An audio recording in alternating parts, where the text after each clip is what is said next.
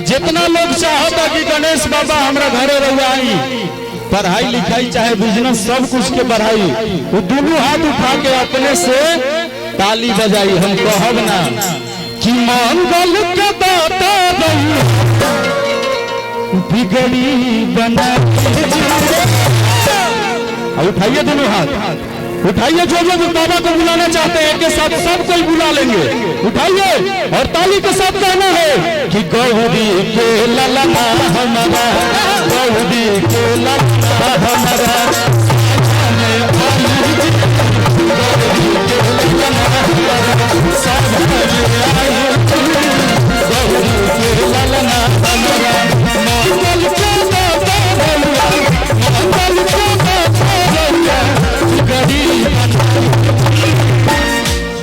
ऐसे काम ना हो। तो गुण रिदम दीजिए। तो उठाइए आप सब इधर से, सब हमारे शेर भाई लोग खड़े हैं।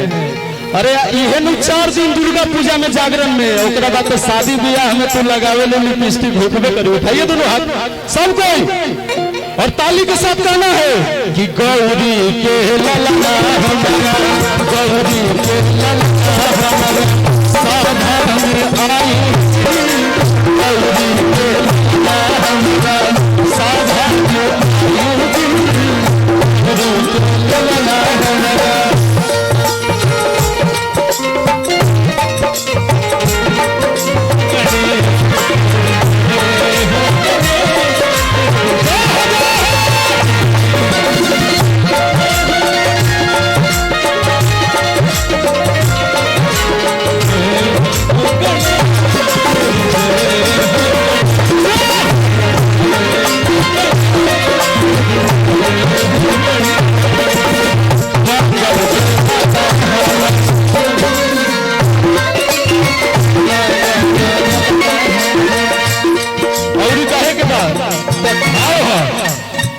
कि बाबा इतना श्रद्धा से हम पूजा कैले बनी। अच्छा, यही जान नौटंकी करावे खातिर ना, शुद्ध जागरण करावे खातिर। जब हम आ गए बानी तब चिंता छोड़ दे कि के उठ के गई बा। हम गारंटी लेते नहीं कि जे उठ के गई बा वो वापस आए। लेकिन भक्त कहता कि बाबा इतना नहीं खर्चा कैले बनी, लेकिन रउआ आई, भोग लगाई, तब जानब कि हमार पूजा सफल भइल बा। रिद्धि सिद्धि संगे फल मुझके सजा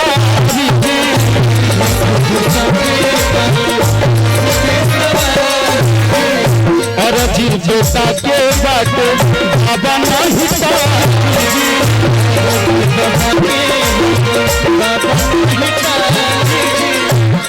हम चाहे कि एगो चुनरी हमरा के दे दी।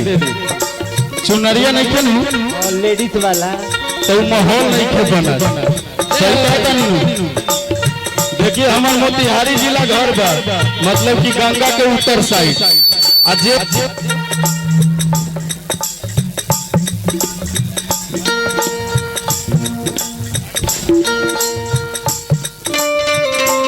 हेलो हेलो एक सेकंड।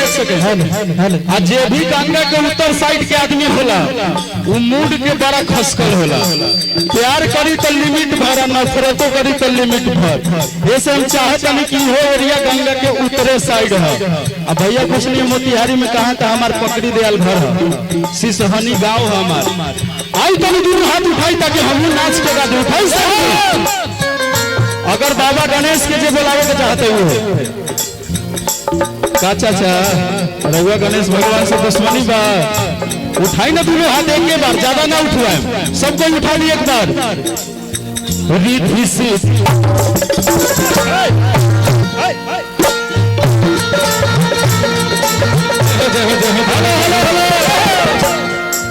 पहला कट रहा। जब तक ताली ना बजी तब तक दूसरा कट ना लगी। है से हाथ उठा दे।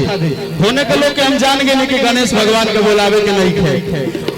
जब ये हम कहीं सुमिरन गाई लेते एगो कान में लेके ब्यासी नचनिया के ने, हम कहीं नचनिया का हो जब हम खुदे बानी। नाचे ना हो, गावे ना आवे, लेकिन बाबा के दरबार में नाच गा के हाजिरी लगाइए ताकि बाबा खुश हो जाए। उठाइए दोनों हाथ सबको।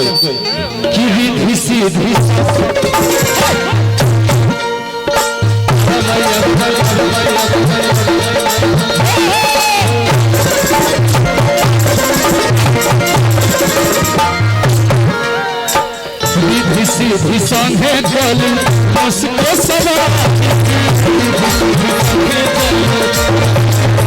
अरे जी बेटा के बात अब नहीं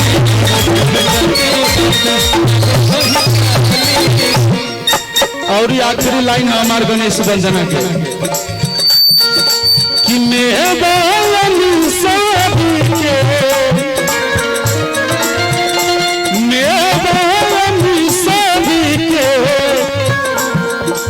भोगवा लगाई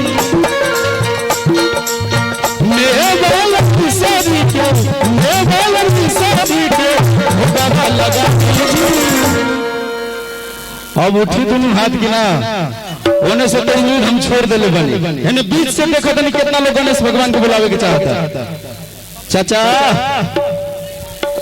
मौसा जी सुतेल बनेगा उठाई दी हम सब कोई कि गौरी के ललना हमारा गौरी के ललना हमारा साधा में आई गौरी के ललना हमारा साधा में आई गौरी के ललना